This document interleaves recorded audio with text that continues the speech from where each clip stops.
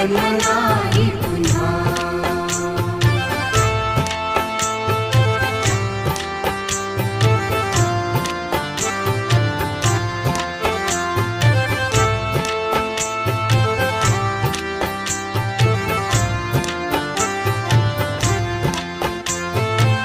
हा जन्म आहे सद्गुरु कृपेचा, हा जन्म आहे सद्गुरु कृपेचा, हा जन्म आहे सद्गुरु कृपेचा। हरि ओम स्वामी समर्थ म्हणा,